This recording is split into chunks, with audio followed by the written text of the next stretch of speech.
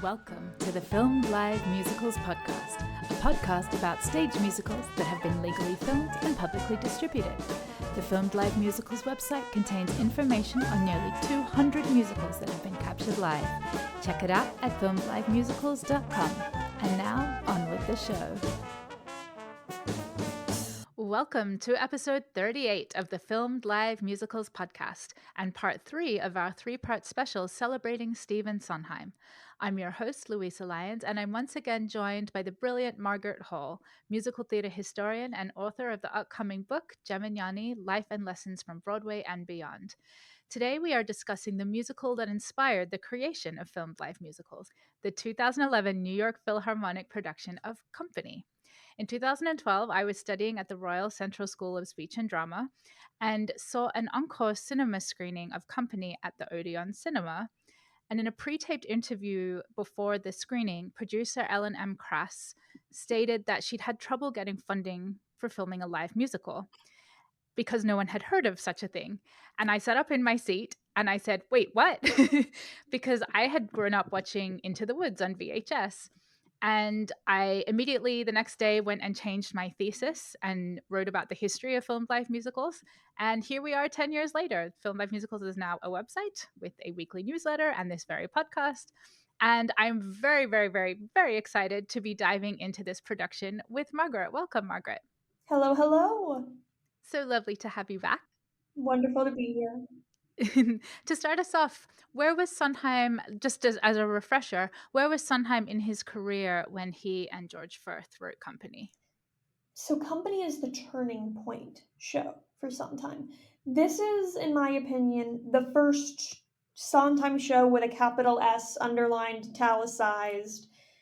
Before Company, he's still sort of finding his rhythm, figuring out who he is as an artist, and Company is when he really finds that special place inside him that made him unlike anyone else in the business. He was in his 30s and having certain feelings about things that come with that age. And he decided to take on a task that he had basically set for himself at the age of 16, which was to fix Oscar Hammerstein II's Allegro, which is the first show that Steve had ever worked on. He was Oscar's gopher. For those of you who aren't familiar with Allegro, it's essentially the genesis of what is commonly referred to as a concept musical. You can't see Louisa, but she's laughing because she knows that I hate the term concept musical. Every musical has a concept, it's just a synonym for idea. But what was special about Allegro is that it wasn't necessarily a show about plot, but a show just about that specific idea. And in the case of Company, that idea is the concept of marriage and approaching what marriage means from every angle. And Hal Prince teamed up with Stephen Sondheim to bring this to life, and George Furth gave him the scaffolding with which to present one of the most incredible scores of the 1970s, and it came out at the beginning of the decade, so people had a lot of legway to catch up with him. And my understanding is that George Furth had already he'd written 7 short plays that were scheduled to be produced and then it didn't happen.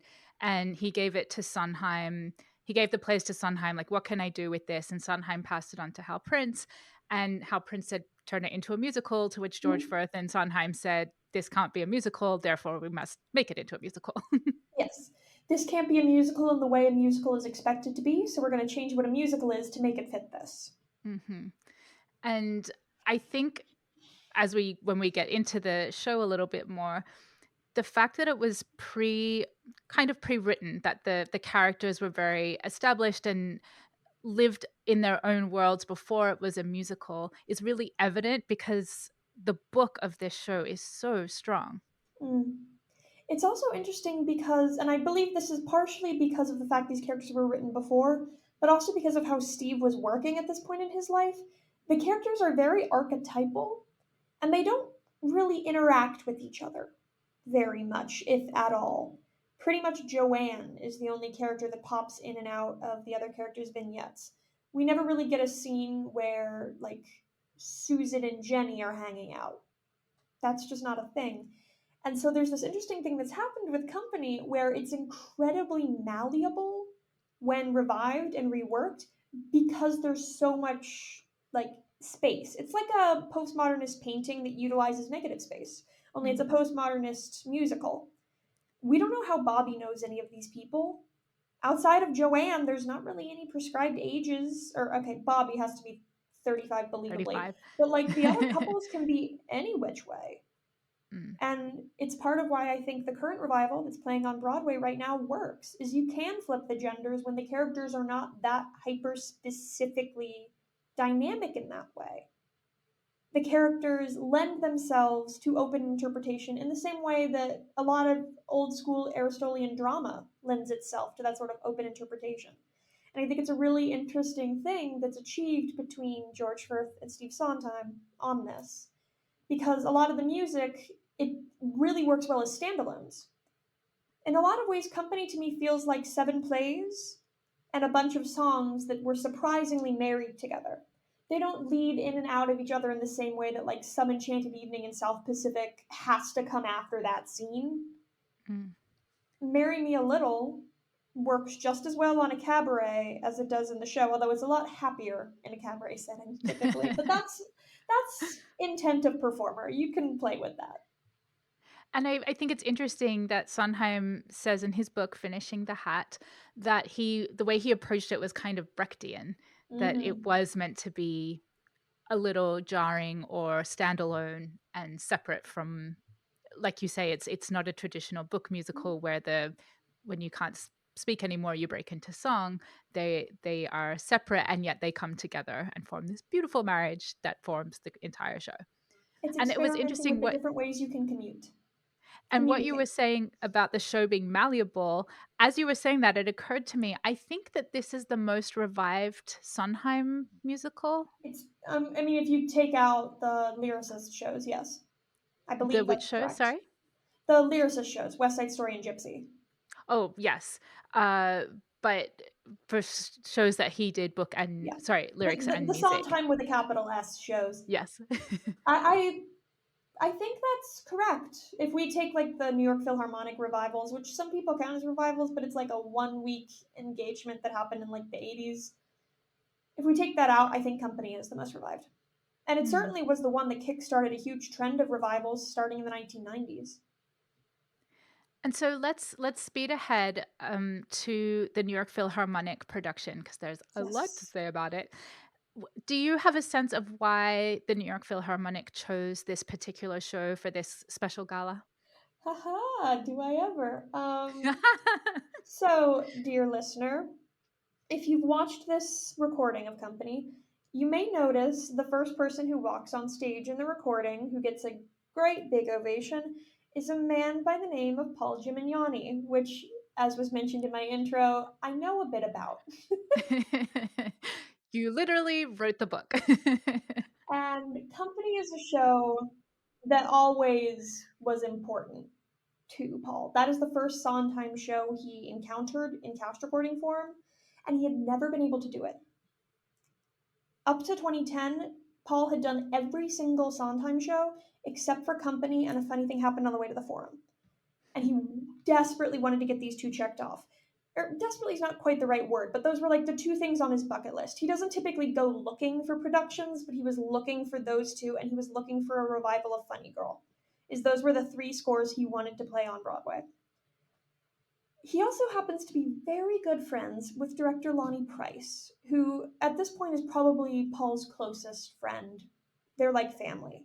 They've known each other for years, and Lonnie's a director at this point. And while I can neither confirm nor deny where this came from, based on my knowledge of people's character and also just what was happening in the 2010s with this crew, my guess is Lonnie came to Paul and said, "What do you want to do?" And Paul said, "These are my 3 shows." And Company was the one that the Philharmonic was willing to do. That's my guess, because that's typically how a lot of this stuff goes. When you're putting together a gala like this, you shortlist a bunch of stuff, you figure out what you can get the rights for. Because something a lot of people don't necessarily realize, if there's a potential rival, like in the, not rival, if there's a potential revival in the wings of something, it's not going to be done at a gala. unless it's a roundabout gala. That is the only time that happens, and that's because that's how roundabout tests out full length shows. Like how they did She Loves Me with Josh Radnor and Kelly O'Hara before they did She Loves Me with Laura Benanti and Zachary Levi. But they're kind of the only people these days who do that. If you're doing a production at the Philharmonic, chances are that means that there's not any plans for a full scale revival in the next 5 years or Hmm. so. And so I'm sure that's part of what put the kibosh on Forum, because there were at the time discussion of bringing Forum back to Broadway. It ended up falling through. And But Company had just been revived on Broadway, the yes, 2007 production, directed by John Doyle and starring Raul which there Esparza, is also which a was pro shot of. exactly what I was about to say, which was my first introduction to Mhm. Company, was that production, and seeing Raul Esparza sing Being Alive at the 2007 Tony Awards Mm. and immediately going and buying my CD. Oh, yeah. And I'm sure a big part of the discussion was also what show works in a concert context. Mm. You can do Follies in concert. Paul did do it, but Follies in concert is very different than Follies in full regalia. Company is kind of company in both contexts because it almost verges on a concert staging normally. It's not really a show that lives and breathes on its set and costumes and technical effects. That's not what Company's about. It's about its wit. And you can do wit in a concert staging.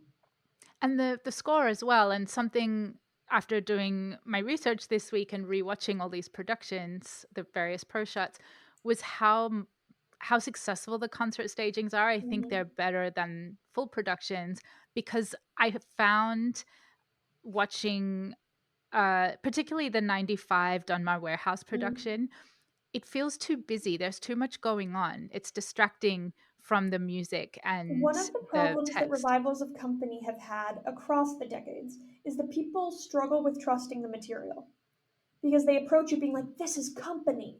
And then if you actually take a look at the libretto, it's fairly thin. There's a lot of space for interpretation, and people get scared of that kind of freedom, and so they try to shove everything onto the stage. If you look at Hal Prince's original staging, it's basically like a modified, like 2-story jungle gym and a couple of moving tables and chairs and things. It's extremely simple. Again, the concept of negative space.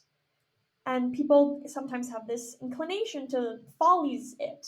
But where for Follies it works to put everything in the kitchen sink out there, Company is not a show that has that kind of scaffolding. Mm. So bring us to the opening night of the gala in 2011. Yes, so it's April 7th, 8th, and 9th. April 9th has both matinee and evening performances. So we've got 4 shows that are being taped to pull this together. We have an insane cast. Neil Patrick Harris is playing Robert. Patti LuPone is playing Joanne. This is the first time Patti plays Joanne in like a serious capacity. She'd sung Ladies Who Lunch before, but this is the first like serious doing the show. We have Martha Plimpton as Sarah, Anika Noni Rose as Marta, Dear Jim Walton as Larry, John Cryer as David, Craig Bierko as Peter, Katie Finneran as Amy, Christina Hendricks as April, Aaron Lazar as Paul, Jill Pace as Susan, Jennifer Laura Thompson as Jenny, Chrissy Whitehead as Kathy, and Stephen Colbert as Harry. It is a stacked cast. And is it right that because of that starry cast, their schedules, they couldn't get everyone in the same rehearsal room until Mhm. the dress rehearsal, which was being reviewed Oh, by yes. critics? Paul had to teach every single person all of their vocal lines separately, popping around to people's dressing rooms at other places. A lot of people were in other Broadway shows. Stephen Colbert, I believe, is in the early years of doing the Colbert Report at this Absolutely, time. yeah. The number that was the hardest is the 10-minute long song Side by Side by Side, which is entire, like, you can kind of just teach one-on-one, like, sorry grateful, you can get through Stephen Colbert being taught this and then you plug people in for the harmonies.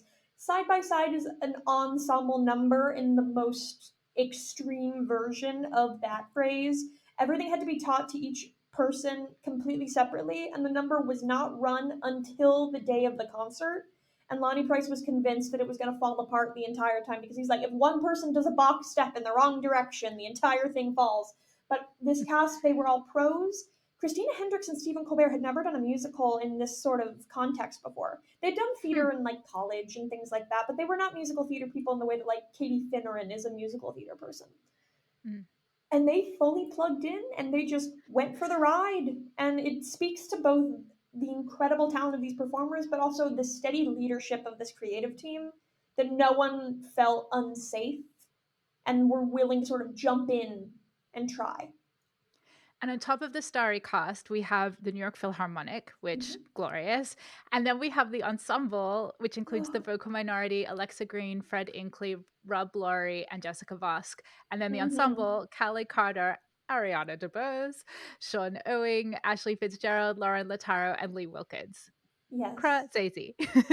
Crazy. And it's wild to me. This is actually Ariana DeBose's debut. Hmm. So before this, she had been on So You Think You Could Dance. She was the first eliminated from her season. I still think she should have won on her save dance, but she was the first eliminated. And then when this happens in April, she had just done Bring It On. Bring It On had just opened in January of 2011. And if I'm remembering correctly, Bring It On is still running in April. So she took like a leave for a weekend to do this concert, and it's her first credit on IMDb. And dear listeners, we are recording this less than an hour before the Oscars, so hopefully we can tag this with Oscar winner Ariana DeBose because she is incredible and a shining star.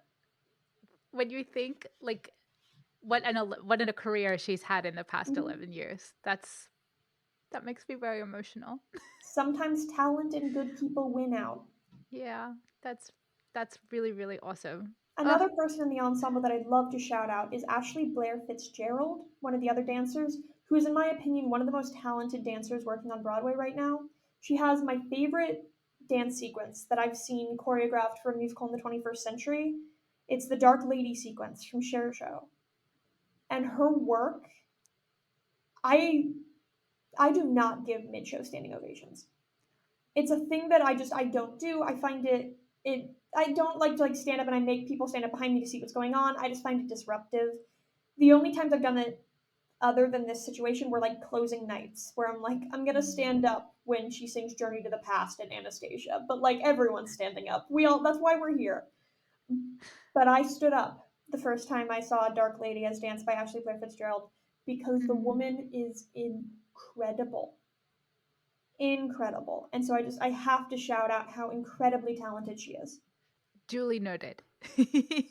So let's dive into the pro shot. We have Yes. we have Lonnie Price as the director. Mhm. Um, Paul Gemignani is the musical director, Yes. and Josh Rhodes provided the choreography. Hmm. Um, Costume design by Tracy Christensen, lighting design by Kirk Bookman, sound design by Peter Fitzgerald, hair and wig design by Paul Huntley, and makeup design by Angelina Avallone. Yes. And one important thing to note, the person who's probably doing the most new work here is the choreographer. Because we're using the original Jonathan Tunick orchestrations. Lonnie is obviously doing new work as a director, but he's not really changing like the script of what he's directing. It's completely re-choreographed for this context. Mhm. It's not using any of the Michael Bennett steps, as far as I'm aware. Yeah, I agree. And so the pro shot opens with a really unusual image with the 9 squares looking at the different camera angles. Mm-hmm. Lonnie Price does a very. I feel like Lonnie Price is Hal Prince's vision of directing movie musicals realized. Hal couldn't quite engage. So Hal was really known as being a very cinematic theater director, but he was too theatrical for the camera, if that makes sense. It will make sense if you decide to sit down and watch the Little Night Music film of just he couldn't quite make that leap where Lonnie Price can and has successfully many times. I think he's the best concert recorder we have in the musical theater right now. Also, the best in many other ways, but specifically that. And it's so clever of him to start that way with the angles because he's saying from the outset, hey, This isn't just a static camera in the back concert. We're filming this almost like it's a movie, and we're going to utilize close ups, and we're going to utilize specific angles, and you're going to see things you couldn't necessarily see if you were sitting with the Philharmonic right now. And that's okay, because we're going to use this art form as an art form and not just an archival tool. And I love also the symbolism of it, that it's like Mm. little apartment squares, it's separate lives that create a whole, like it's very beautiful in that way. It is, yeah, it's poetic. And I also love when we go to a shot of the stage, the squares on the back wall with the company letters from the Mm. original production, a nice little tip of the hat to the original Oh, it's a production with the very big original tip of the logo. hat. Oh, yeah. Because Lonnie grew up on all of these. There's like great interviews of him talking about like the first time Steve came to his apartment, and Steve like comes into his bedroom and sees the posters for all of the Sondheim How Prince shows. Just it like Lonnie. Not only did he like do his homework, this isn't his bones. This isn't his blood. Mhm, These shows are as much a part of his life as they are anyone who worked on the originals, in my opinion. mhm. And that's why he's so good. That's Mm-hmm. why the other Sondheim musicals he's directed for film, the pro Mm-hmm. shots. It's like on the tip of my tongue. Um, Sweetie Todd, Yes. and there's two Sweetie Todds: the 2001 Patti LuPone, George Hearn, and then the 2014, I want to say, I'm not or sure what year it thereabouts, was. with Bryn Terfel. Oh, and oh my gosh, um, Philip Cost Mm. is the judge, and I I grew up watching Philip Cost in Australia, and I just adore him. I truly believe that a production of Sweeney Todd rises and falls on the strength of its judge. Yes, and the other ones, Lonnie Price has done. So he did Camelot also with the New York Mm-hmm. Philharmonic, and Candide and Sweeney Todd, Yes, and he's and I done many concerts that weren't yes, proper stagings. yeah. As a side note, he's so brilliant. Yes. Okay, so what is interesting about this concert production is they cut the voicemails from the top of the show. Mm-hmm. It's a genuine surprise birthday party rather than being, I think other productions it's like, is it a metaphorical surprise birthday party? It's not clear if it's a real life happening in Yeah, real it's sort time of in thing. this hazy place. Mhm. And I something that struck me watching it this time was, when Neil Patrick Harris is blowing out the candles. Remember when it was, like, safe for us to blow all over a cake Oh, and then serve it and people would eat it? oh my gosh, yeah, I think about that every. So I've seen this company revival a handful of times now, and every time I see the revival, I'm just like, there's so much air that's being blown.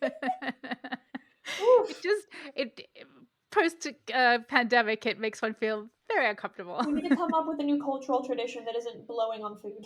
Yes, I've seen people, have like, a separate cupcake for someone to blow Oh, out a that's candle, and that, like, cute. that's their personal cupcake, and then Mm. we can slice up the cake. Yeah, So, I'm wondering, maybe that something the current revival of Company needs to think about. I mean, maybe. Technically, so, I mean, this is a spoiler for the way it's staged. Katrina, like, never actually gets, like, a proper blowout. It's always Mm. either trapped in her cheeks or the lights cut. Oh, interesting. I don't Mhm. remember that. Like, I mean, the show ends as she leans forward, she does a wink, and she goes to blow it out, and the lights And cut then the right lights before go she out. does. Uh-huh. Interesting. I wanna revisit it so much. Mm. And side note, I also want an all-female production of Company, please and thank you. I know Please. Sondheim didn't agree to it. He didn't agree to having lesbians in this current revival, which makes me furious. We could do a whole podcast talking about it. We could indeed. Okay, let's focus on the 2011 production. I keep getting distracted. There's so much to say. So, what struck me about this opening number, the Company, is Neil Patrick Harris as this baby-faced Bobby, Mhm. who is very sweet and light, which is very different to other productions where Bobby has a Very. more heaviness to him. Oh yeah, it's very. This is a Bobby who feels disconnected more than he does disenchanted. Mm. Disenchanted is the word I'd use for Rose Bobby. Of Mhm. he's a Bobby who's like almost ready to give up. sort of deal. It almost feels like Neil Patrick Harris's Bobby legitimately doesn't know what to wish for. Mm, Like he doesn't even know where to begin. yeah. Versus feeling like he's at the end of the road, he doesn't even know how to start on it. He's too busy in that sort of flighty space, which I think is a really interesting interpretation for Bobby. Yeah. And it keeps it lighter. It doesn't feel like this. Oh yeah, no, There is this an is a existential company that is a crisis musical going on. comedy. Yes. Yes. I really like that way of phrasing it. And I love the kind of, they remind me of airline seats, the little chairs that get wheeled around the Yes. stage. Yeah, the things that you have to do, because I don't know if people realize how shallow concert staging with the Philharmonic are. You have very little space, and so you just have to get really clever with how you move things around. And they give this great sense of being a New York apartment, this like Oh yeah, tiny, if you step one way, you've hit the wall, and if you turn around, you're basically at the other wall. yeah. Oh, I would be surprised. I'm assuming that the New York Philharmonic probably had their props department on lock, but if someone turned their back, I'm sure there's someone in that company who would grab them and take them home to their apartment because those chairs are perfect for New York living. Questions must be asked. Yes, where are the chairs?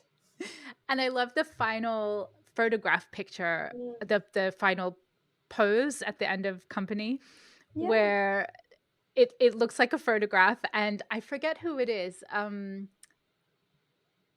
Who is it? Someone tall in the back, and they're looking like their eyes are closed in the picture. I think it's Jim Walton. That I think you're right, and I that just kills me. It's such a funny little It's such a a perfect little little touch. detail to throw Yeah, in. I yeah. love It's like a it's the specificity and detail that makes a production sing, in my opinion. Absolutely. And why this production is so glorious, because Hmm. there are those lots of little specific details. So after the opening number of Company, we go into a book scene between Sarah and Harry in their Yes, apartment where we're doing karate. karate, which has been changed to jujitsu in the revival, Mhm. which is just an interesting random decision. And I love the close-ups. It feels like TV, like shot like a sitcom, with the Yeah. reaction Oh, shots between Sarah and Harry and Neil Patrick, yeah. And when you've got Bobby. Martha Plimpton and Stephen Colbert playing off each other, you bet it's going to start feeling like a sitcom because they're some of the best comedic actors of their generation. It's so brilliant, and it's so fun watching the ensemble and the orchestra enjoy their Mhm. performances while Oh my gosh, they're I love performing. watching Ariana just sitting and beaming in the corner. She's just having such a great time. And that scene moves into the little things you do together, which is just Yes. fun. Oh yeah, no, and it's a song that immediately tells you what the evening's going to be like. If you're sort of not sure what company's going to be up to that point, by the end of that song, you're either on board or you're never going to be on board. Mhm. And then that moves very seamlessly into Sorry Grateful. Hmm. One of the underappreciated Sondheim ballads from his canon. The older I get, the more I like it. And I think if I had to pull out like one song from Company that sums up sort of what Company is about at its core, I think Mhm. Sorry Grateful is the one I'd pull out. I know everyone else would pull out Being Alive, but I think either Sorry Grateful or Marry Me a Little is actually sort of the thesis statement. It's either you take the good with the bad, or, well, there's a lot of interpretations that can be had with Marry Me a Little. But Sorry Grateful, it's just, there's something about it that is so honest. And especially when performed by Stephen Colbert, who is not a trained singer, so the only way he can communicate it is truthfully. He can't load it with bells and whistles. He just has to tell the story, and it really works.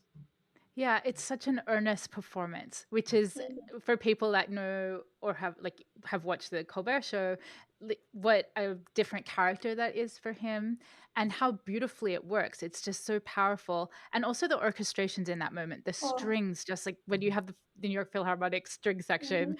giving it their all. It's just so beautiful, and again, Paul the is way pulling it's out every shot. single one of his tricks on this recording. He is there are like moments where he's fully showing off. And that is one of them, is when he brings in those violins on the when Larry comes in with the good things get better, bad get worse, and there's just the sweep of it. It's like he's whipping a hurricane around. It feels very Tempest to me in the music of it's just so rich and it just washes over you. Mm. And the way that the camera frames that with I think it's the first time there's a side shot of Mm-hmm. Stephen Colbert's face, and it it brings us as the viewing audience, it brings us closer to him, Yeah. and it's so like it heightens that emotion, which is underscored by the music and Mm. the melody. It's so good. And then that brings, oh, I would mention also, I'm obsessed with Stephen Colbert, the way he says wonder. Yeah. Wonder. It's very like, okay, wait, the reminder of where you're from again. Got it. Yeah. And also like just underscores that earnestness that he's Mm. playing with. Like it's just so it's not like great singing technique, but it works so beautifully for him and that character. Mm. And that leads us into Peter and Susan's apartment, where the lighting shifts into this gorgeous, the projections of the New York apartments on the Mm. back scrim. This is always like the vignette that has always been kind of like the weirdest for me to wrap my mind around, because for some reason this is the one that every single time I've ever seen it, I take something different from the scene. Hmm. Like everything that's happening with Sarah and Harry leads to Sorry Grateful. The scene on the terrace, more complicated, but also not in an interesting way. And then every time I watch this pro shot, I come away thinking about something different, which I think is a really strong strength to the performers, that I can approach it from all these different angles and it still makes sense. Hmm. And it's interesting to me. I think it's the one that feels the most jarring, going from um oh no, wait, Drive a Person Crazy is the next, is Yes, Drive after a the Person next Crazy scene. is the There's next one. no This is song the for We're this Getting scene. Divorced. Yes. Yeah, but there's no song that No. And follows they this are the scene. only couple that does not have a song Mm. in any like real way. Even so, what hopping forward, like the Smoke Session couple, they don't like have a song, but like they sing pretty heavily in Poor Baby and sing things like that. Traditionally, the actress who plays, is Jenny the name? I always Mhm. lose track of the names in Company. Jenny is traditionally the actress who then sings the intro into Getting Married Today. The soprano part. Yeah, Mhm. Divorced Couple does not really sing except for like all hands ensemble numbers, like side by side by side. And that it's, I think it's Peter and Susan, and later Peter has the scene where he comes onto Bobby, Yes. and that's kind of like that's the culmination of that balcony, Hmm. which And it's is very interesting that it's kept in this version, but in a lot of productions of Company, that coming on to Bobby is cut. again all female version. It would be amazing when that happens. Woohoo! Please and thank you. Yes, please. So then we do go to David and Jenny, who are getting high. Yes. I just, their dynamic is just, it just makes my heart happy. I don't know how anyone can look at John Cryer and Jennifer Laura Thompson and not be charmed. Specifically, John Cryer trying to act high, but trying to pretend he's a high person acting like they're not high is just so fun. But also, like in a weird way, I find them to be like the most heartbreaking marriage in the show. Specifically, the whole like the "I married a square" thing, where it's Yes, like he's opening up and you just immediately close it down again. But and it's what so I, like, oh, it just. my sense of David as a character is that he's not a very nice person. Like he Mm-hmm. gaslights Jenny, no, you can't have another one. You Yep. Oh don't no, no, like it. She it's doesn't like it. aggressive, and Mm, the way that it just sort of takes them. Yeah, no, it's a whole thing, and it's an interesting color of when you swap it for the current revival, where you've got Christopher Fitzgerald doing Jenny's lines as David. mhm. It's an interesting thing because there's a very different situation where it's a wife telling her husband, you need to chill out, to a husband being like, okay, you're having too much fun. You need to And stop I it. feel that way about Have I Got a Girl for You? I don't, Mm.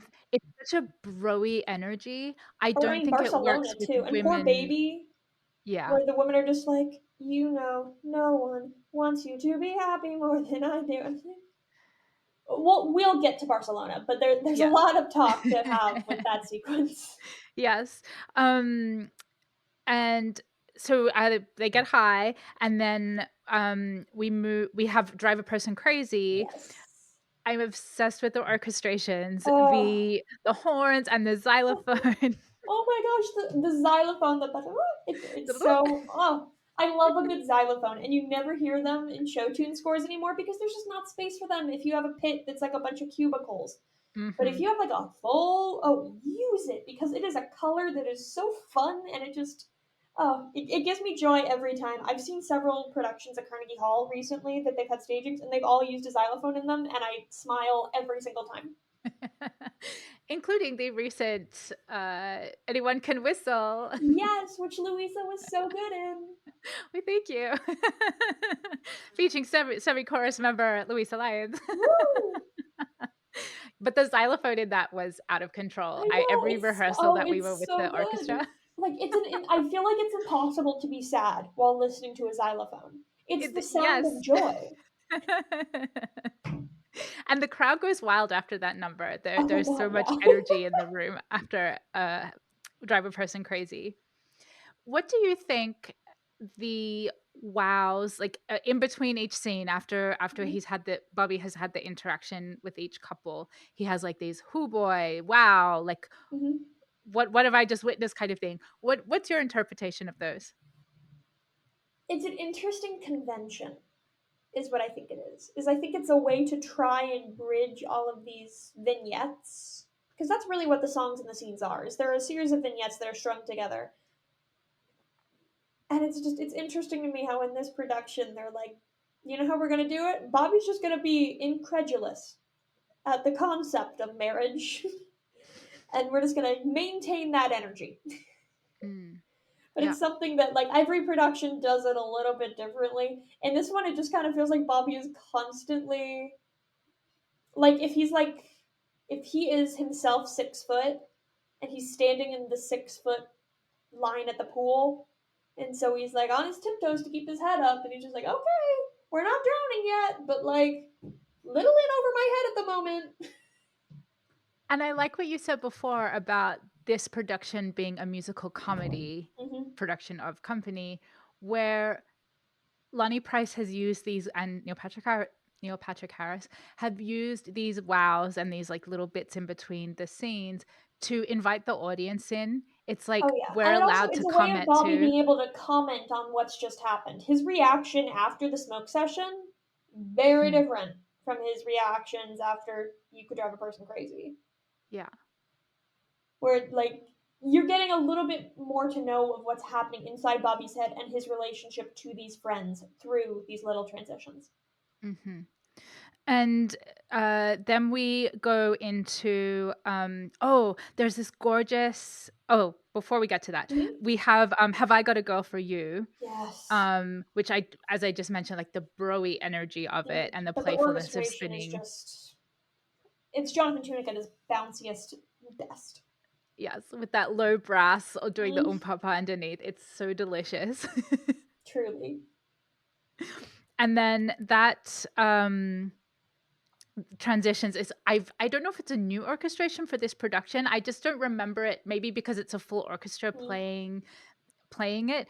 The transition into Someone Is Waiting is mm. so beautiful, and like the way the double bass takes over from the brass is just, and the voices of the female ensemble doing oohs and ahs underneath, like, oh, Oh, it's just that might delicious. be a new orchestration because if I remember correctly, Tunic is orchestrating this. So he's like adjusting it slightly, his original company orchestration for this concert. At the same Mm. time, he had just finished orchestrating the 2011 Promises Promises revival, and that Mm. production with Katie Finneran, by the way.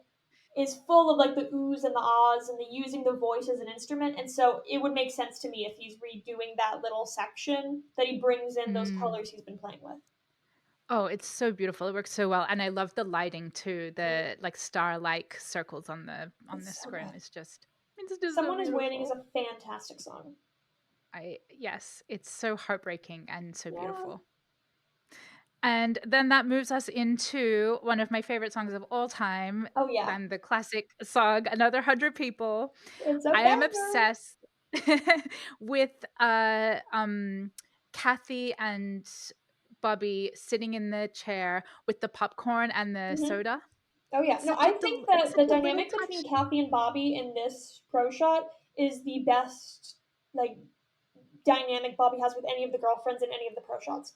There is Mm, such an undeniable like weight to that entire scene. Not weight and then like, oh, it's heavy and it's dragging, but weight of like every word they're saying is charged, and I feel like there is backstory behind every single phrase. mm, It's so good. It's yeah. so good. And then to be whipped out of that scene into Anika Noni Rose belting her face off. So good. So good. Love every It's just second of it. yes. I also love Anika Noni Rose's The Soul of New York monologue. Oh yes. It's just It's so delivered and awesome. like this production does so well. Every like you say, every scene, like every word is important and Mhm. every delivery, like I feel like this is the definitive, this is how this is supposed to Yeah, be. and I think this is the definitive version of quote unquote traditional company. Mhm. Yeah. Mhm. And speaking of Katie Finneran, next up we Woo! have Not Getting Married Today, also one of the most Oh, glorious songs ever written in the it's musical so theater. good and it's so hard. It's so hard. And Katie makes a borderline definitive swing at this number where like it is a beast comedically. To me, still the perfect version is Madeline Kahn, but Katie is up there because you have to toe the line between being like neurotic and freaked out, but also they need to hear every word you're saying. You can't get too caught up in like the I'm wheezing and I'm like freaking out. It's like no, you have to like there are so many jokes in those lyrics. Every single second, there's a new joke that's landing, and you need to try and at least land half of them. Mhm. Mhm. And something I rewatching the 95 production, the Dunbar Warehouse production, was the first time that I had a real sense of this song as a panic attack. Hmm. Oh And I yeah. Oh think no.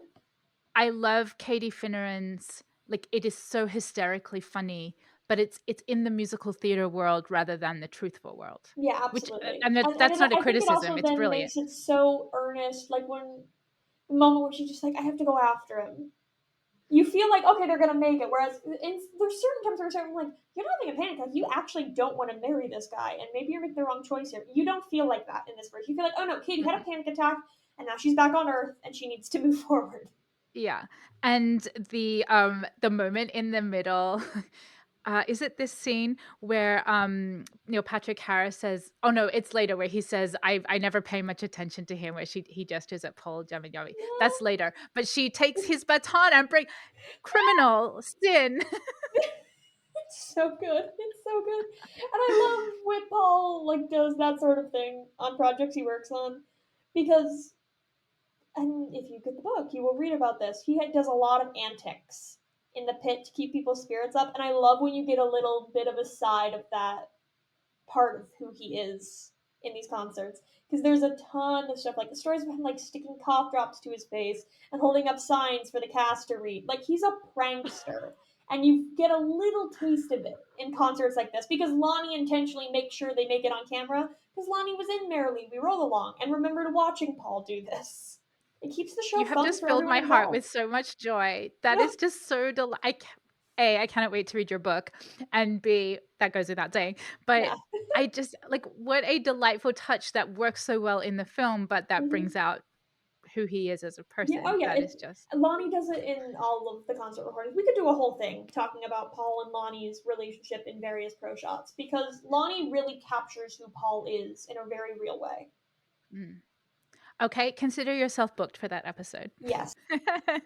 And then we have the final number. Oh, I just want to touch on Mm, the weight of the scene following mm, Not Getting Married Today. We touched on it a little, but yeah. just how devastating it is after the heightened comedy of Oh, the the song look on into the Aaron's devastation. face. Yes. Oh, Just so beautiful. It's yeah, so just well. And again, that is the response. It's just just oh. yeah, just how beautifully written the libretto, the book is of this show, that the scenes Mm, are just so tight and so rich in mhm. with so little words. It's just brilliant.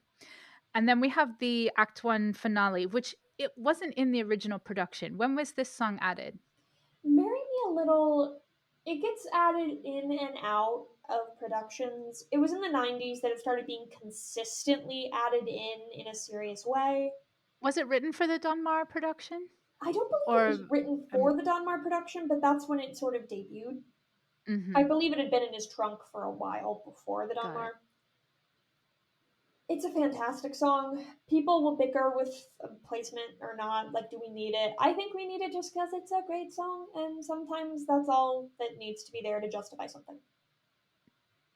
And I think it it brings us back to Bobby at the end of Act 1 instead Mhm. of it being um Closing uh on Amy. on Amy. Thank you. I was like Katie, not Katie. Oh no, That's no. her I real name. Company is a show. I talk about people by actor names, not character names. Yes. Yeah, I think it's important that it closes on Bobby. And again, the camera work. It Yes, feels, I don't think it is crane shots, but it feels like crane shots the way they're zooming in from the dress it does circle. feel like crane shots. I don't think it is crane shots, but I know they used, I believe, what's called the Bernstein, which is a camera that was installed to film Leonard Bernstein while he was conducting. And so it's a camera. There's like a hole in the back of the theater that faces at the orchestra. And so that's how you get some of those shots. But there's others Huh. that there something must have been on a dolly somehow. Yeah, or just the way it was edited, maybe. I don't know, but it's so beautiful because it's Mm, the first time that we have this zooming from the dress circle yes. kind of angle. And the way it zooms down and in on Bobby is just so beautiful and so Mhm. powerful for that gorgeous song. Okay, we're gonna speed through Act 2 because Okay. as we're recording, it is 10 minutes to the Oscars, Ah! and I don't want it to be because Margaret is in a hotel room to watch it. It's like a big deal. So, like, we Bless gotta make you. sure we let you go. Yes. Okay. Okay, So we so talked a Act little bit 2. about side by side and Mhm, how that really like it comes together last minute, but it really does. It's a really treat. It's like treat. I really enjoyed the way that it's staged in this version. What would we do without you? To me, is basically an extension of side by side. I think of them as sister songs, so I'll include that in our little hop skip. mm. Poor baby, I'm kind of Oh, obsessed wait, with. Oh, before you get to Poor Baby, I wanna talk about how the choreography highlights the orchestrations, uh and huh. it's even more remarkable that it came together in such a short Oh time. yeah, no. Again, like if anything had been out of step, it wouldn't have worked. But it all married perfectly. Yeah, and when April comes into Bobby's apartment, this is the part where, she's like, "This is just darling," and "This is just precious," and she's talking to Paul Germaniani's back, and Neil Patrick Harris says, "I never really looked at it." It's like Paul's just there, just like thank you. Oh yeah, no, and Paul loved Christina. Like the whole group, it's a great group. And Christina's timing in this whole sequence, it's so wild to me that she plays April because I feel like she's such a Kathy, but she pulls it Mhm. off. Oh, yeah.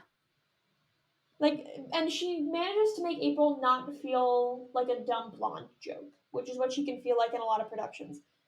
Mm, She feels like smart in her own way, if that makes sense. And I really love how she does the whole butterfly monologue. It really works yes. well. She just exists on a different plane, so to Yeah, speak. she's in a different place. Given that she's a flight attendant. She's literally on a different plane. I Yes. also love the touch of the mirror on the ceiling, the blocking of Oh, it's that's so done in funny. other productions. The way they lean into in all of the interactions with Bobby and April, the way that they lean heavy into the idea of Bobby the confirmed bachelor is so funny to me. Like we'll talk about what are you okay with me hopping toward TikTok for a second? Yes, go. Let's Okay. go I poor am baby on TikTok. yeah, TikTok is like this is my favorite version of TikTok. Is the version that is in this pro shot. I love the way they do the voiceovers, specifically the one where, so there's a bunch of them that are playing as they're doing this modified choreography that's paying tribute to the original, but it is new in and of itself. Kathy's dancing in the front, and you get this voiceover of Christina going, "I think I could love him." And it's immediately followed by Bobby going, "I wish I could remember her name."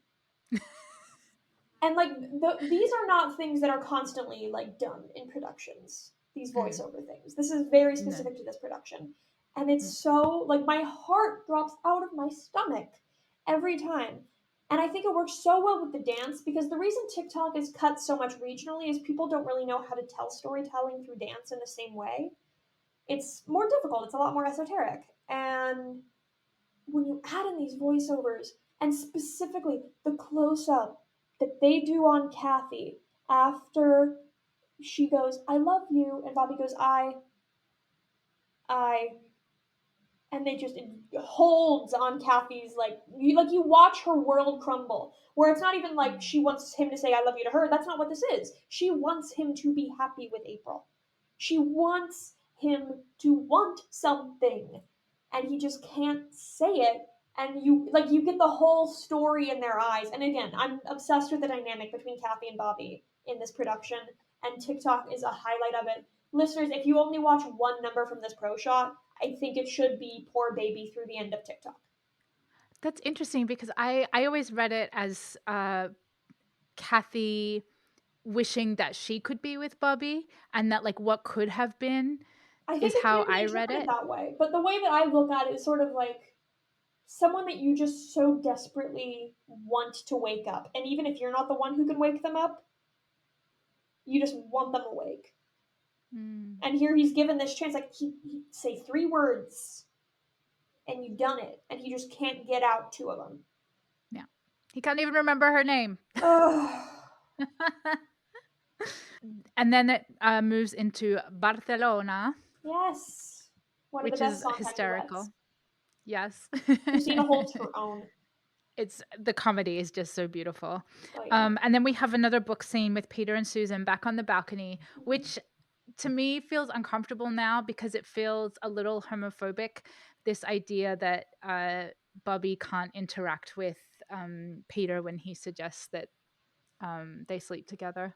I agree, and it's why I believe it's been cut from most productions. It does not play the way it should anymore. It played in a different way in 1971, because there's a very different social conditioning of what a homosexual relationship could be in 1971. In 2011, we're 4 years from Obergefell. And It's a in very different world. 2022, it's like it's been cut. Am I remembering correctly? It's been No, cut yeah, from no, the it's current completely cut revival. in the Yeah. current revival. Instead, it's a sequence where they're just like, "We got divorced in Reno, and also I'm pregnant. Divorce suits us." Oh, that's right. I didn't like that in the she's pregnant. Yeah, Mm, and they're trying to find a way to give that scene a purpose without the the whole homosexual scare thing. yeah. Ugh.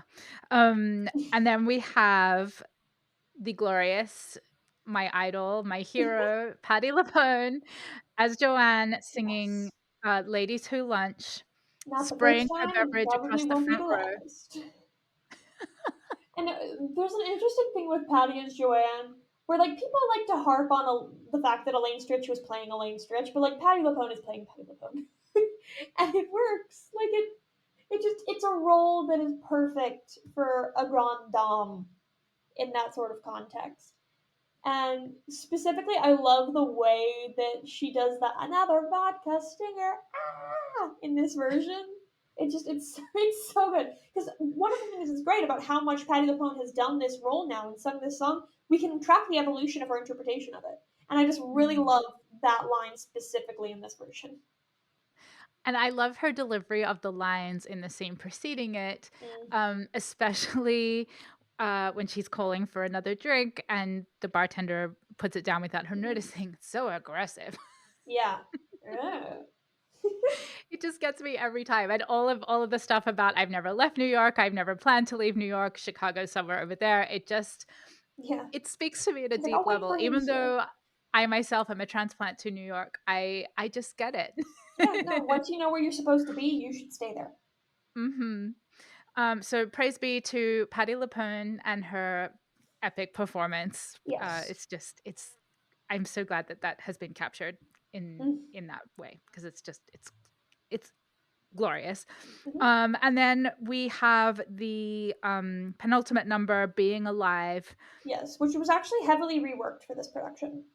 In what Neil way? and Paul really reimagined this sequence and sort of like what the beats are that they're trying to hit. Because Being Alive, in the way up to this point it had been traditionally staged, was kind of an energy of like someone who is dead. And instead they tried to find this energy of someone who has not yet begun to live. Hmm. And try to find this sort of precipice energy. Rather, sort of like instead of standing on a cliff's edge about to fall to your death, you're like standing at the bottom of a mountain getting ready to climb. Is sort of like the transition of energy of what they were trying to find. They were trying to make Being Alive feel triumphant in a way, feel like a victory rather than like a shackle situation. Mm. And I love the way that that's mirrored in the filming. There's very few close-ups in this number. It's a lot Mm-hmm. of wide shots, and it's, of course, Neil Patrick Harris's performance is so moving and surprising. It is, yeah. I'm thinking back to like 2011 or 2012 when I He's first in the saw middle this, and of it was How I like, Met Your Mother hype. and he's still like, to me, he was Doogie Howser, and Yeah. it's like, oh my god, the boy can sing. And it's like, what's happening? And I love the final moment Mm. with Bobby sitting on the two-seater couch all alone, but he's happy. I know, it's so good. It's like he finally is able to sit with himself. He's not hiding anymore. Mm, just beautiful. Yeah. Company's a great show, guys. Surprise, Ugh. Company's a really good show. Any other thoughts that you'd like to share about this pro shot? Hmm. Highly recommend watching it more than once because there's a lot of fun stuff happening in the background that is worth your Mm, attention. But also, you should watch what's happening in the foreground because that is also worth your attention. Just TikTok. People need to watch this version of TikTok because it's so well done and it makes the argument for why that scene needs to stop being cut in regional productions. mm. I love how it's been done. TikTok is done in the current revival. Oh, yeah, I no, think it's the really way that they clever. turned it into a discussion of a biological clock is very smart for them to have done. But also just imagining different futures was how I read it more than the biological clock. No, I yeah, no, mean, I that is just definitely it's there. the sudden presence of babies where there is no babies in the Yeah. original TikTok is just very clear to me. I'm like, there's a lot of children that are running around here. Yeah, it's very clever. But yeah, this is a gorgeous pro shot. It of course inspired the Film Life Musicals website. It was released on DVD. I think it is no longer in print, if I'm remembering correctly. It's not, but it shows up on eBay every once in a while. Yeah. And although I don't like plugging bootlegs, it is available on YouTube. Very And easily on given YouTube. that we want people to watch things and enjoy them, if you do a search, it is available there. Call your local PBS station and ask for them to re-release it. Yes. Yes. Campaign to re-release Company Yes. 2011. Well, Margaret, thank you so much for your expertise, for your time, for your passion. It has just been such a joy chatting with you, and I'm sure that we'll have you back again soon. It's been so much fun. I've loved doing these, and I hope that everyone who's listening has had some fun getting to dig a little bit deeper on Sondheim. And before we finish off, can you share where we can pre-purchase your book? Basically everywhere books are sold. Your local indie bookstores, Barnes and Noble, all the way to Amazon, Bookshop, all that stuff. If you search Jim and Yanni Life and Lessons from Broadway and Beyond, you will get about, I believe, 300 retail links. Fabulous. And I will, if it's possible, I'll have links in the show notes, and Yes, of course links to absolutely. And if you Margaret's ever want to website. keep up with anything that I'm doing, www.margaret-hall.com. I update it every week or so. It's got everything that's going on. Fabulous. Thank you again so much, Margaret. Thank you so much. The Filmed Live Musicals podcast is created and edited by your host, Luisa Lyons, with thanks to our wonderful patrons, Josh Brandon, Geraldine Brewer, Belinda Broido, Elliot Charles, Gillian Dos Santos, Rachel Esteban, Mercedes Esteban Lyons, Rusty Fox, David Jones, James T. Lane, Alison Matthews, Al Monaco, David Negrin, Amy Penn, Gerald Piper, Jesse Rabinowitz and Brenda Goodman, David and Catherine Rabinowitz, Joe Tillotson, and Beck Twist for financially supporting the site. FilmedLiveMusicals.com is the most comprehensive list of film stage musicals. You can follow us on Twitter, Facebook, and Instagram. If you would like early access to this very podcast, early access to site content, the full weekly newsletter with info on upcoming streams, and exclusive access to the streaming calendar, become a Filmed Live Musicals patron for as little as $3 a month. And if you're outside the US, you can sign up in your local currency. Visit FilmedLiveMusicals.com to learn more. If you like what you hear, please leave a review through the Rate This Podcast link in the show notes. I hope you enjoyed this episode, and thanks for listening.